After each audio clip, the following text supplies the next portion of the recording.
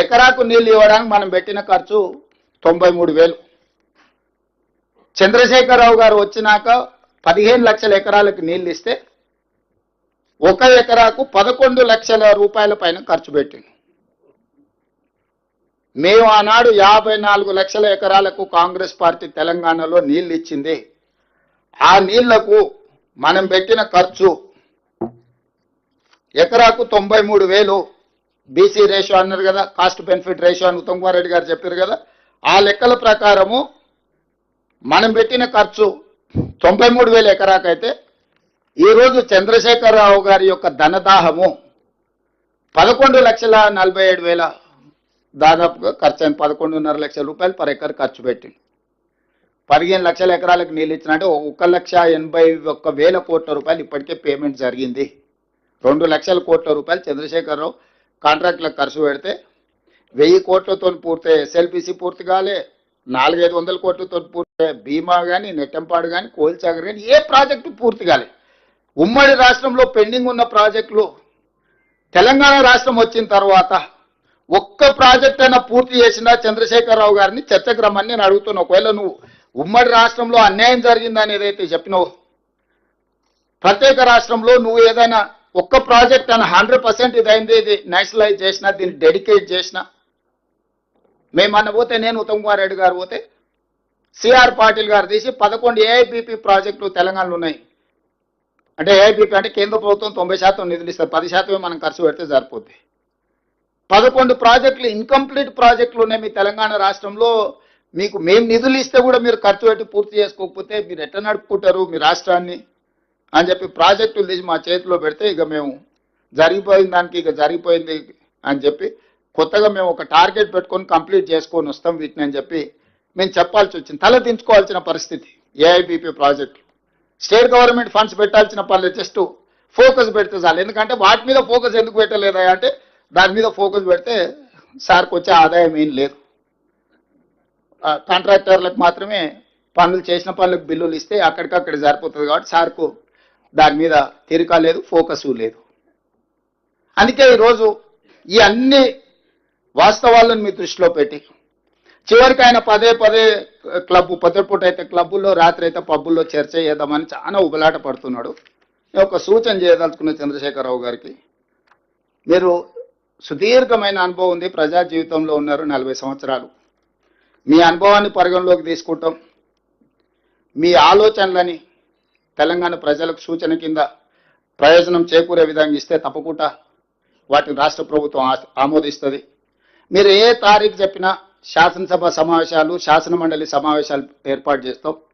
అన్ని రాజకీయ పార్టీల ప్రజాప్రతినిధులను వాళ్ళ సూచనలు తీసుకుంటాం. అసెంబ్లీకి స్పీకర్ గారు అనుమతితో ఎక్స్పర్ట్స్ని కూడా పిలవడానికి ఒక స్కోప్ ఉంది. అడ్వకేట్ జనరల్ నుంచి ఎక్స్పర్ట్స్ని ఏదైనా ఒక సబ్జెక్ట్ ఉన్నప్పుడు శాసనసభలో అంతేనా సికేంద్రని పిలవచ్చు కదా. కౌన్సిల్ చైర్మన్ గారు కూడా చెప్తున్నారు, ఇట్లాంటి ప్రత్యేకమైన సందర్భంలో ఎక్స్పర్ట్స్ని కూడా హౌస్లోకి రప్పించవచ్చు, వాళ్ళ ఆలోచనలు కానీ వాళ్ళ సూచనలు కానీ తీసుకోవచ్చు అంటున్నారు. తెలంగాణ రాష్ట్ర ప్రభుత్వం సిద్ధంగా ఉంది. రాజకీయ పార్టీలుగా, ప్రజాప్రతినిధులుగా మనకు భిన్నాభిప్రాయాలు ఉన్న ఎక్స్పర్ట్స్ ఒపీనియన్ కూడా శాసనసభలో ప్రజలకు వినిపిద్దాం. ఇదొక మార్గం. ప్రజాస్వామ్యం పట్ల నమ్మకం ఉన్న వాళ్ళకు, విశ్వాసం ఉన్న వాళ్ళకు, మనల్ని ఎన్నుకున్నదే ప్రజలు, చట్టసభల సమస్యల మీద చర్చించి వాటికి ఒక పరిష్కారం చూపించాలా, ప్రజలు కూడా ఒక అవగాహన కల్పించే బాధ్యత ప్రజలు మనకి ఇచ్చిండ్రు.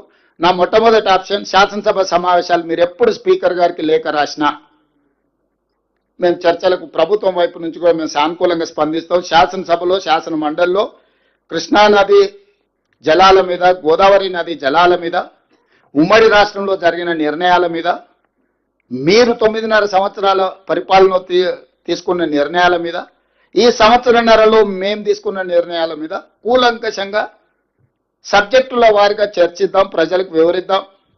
ఈ ప్రభుత్వం సహేతుకమైన సూచనలు, సలహాలు వస్తే తప్పకుండా పాటిస్తుంది.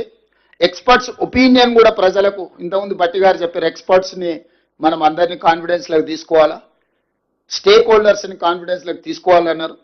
స్టేక్ హోల్డర్స్ని, ఎక్స్పర్ట్స్ని, న్యాయశాఖలో కోవిధులను, సాగునీటి రంగంలో కోవిధులను, మిగతా ప్రజలలో ఉండే వాళ్ళని కూడా అందరిని పిలిచి అవసరమైన మేరకు ఒక చర్చను ఒక మంచి వాతావరణంలో చర్చించి తెలంగాణ మిగతా రాష్ట్రాలకు దేశానికి ఆదర్శంగా ఉండే విధంగా చట్టసభల్ని నిర్వహిద్దాం.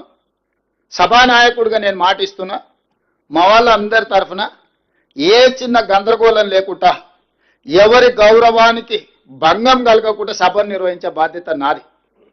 ఎవరిని కూడా పల్లెత్తు మాట అనవసరంగా మాట్లాడకుండా పక్క చట్ట పరిధిలో చట్టసభల్ని నిర్వహించే బాధ్యత నాది.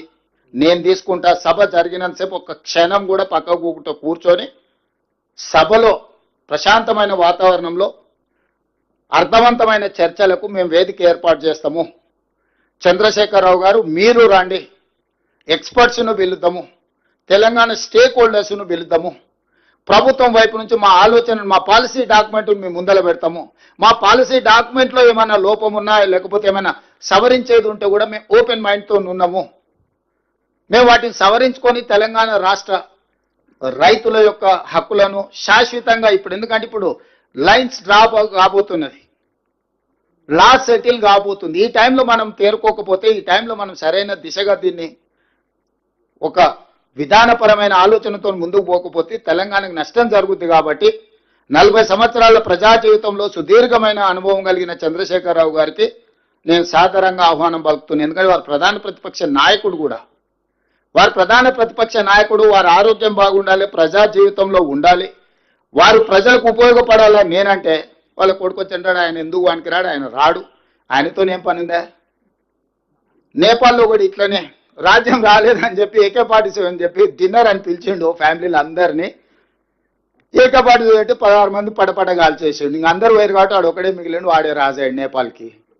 ఇట్లాంటివి ఆదర్శంగా తీసుకుంటారు. మేమేం చేస్తాం? మీ కుటుంబంలో ఏదైనా ప్రాబ్లం ఉంటే మీరు కూర్చోవాలి, కుటుంబ పెద్దలతోనో కుల పెద్దలతోనో కూర్చొని పంచాయతీ తెంచుకోవాలి. తమ్ముడి చెల్లెలకు పంచాయతీ ఉంటే, బావబామర్దులకు పంచాయతీ ఉంటే ఎవరినో ఒకరిని కుల పెద్దనో కుటుంబ పెద్దనో పిలుచుకొని పంచాయతీలు తెంచుకోవాలి. కానీ ఈ వీధి బాగాతోలేనే ఓ దిక్కు బావ, ఓ దిక్కు బామర్ది, ఇంకో దిక్కు చెల్లె, ఈయన గల్లీలంట ఆమె ఢిల్లీలంట. ఏంటిది? తెలంగాణ సమాజం గమనిస్తలేదా? ఈ వీధి బాగోతాలు మంచివి కావు. 10 సంవత్సరాల అధికారాన్ని చెలాయించిండ్రు. 10 సంవత్సరాల తర్వాత ప్రజలు ఒక తీర్పు ఇచ్చిండ్రు, స్పష్టమైన తీర్పు. ఆ తీర్పును గౌరవించండి.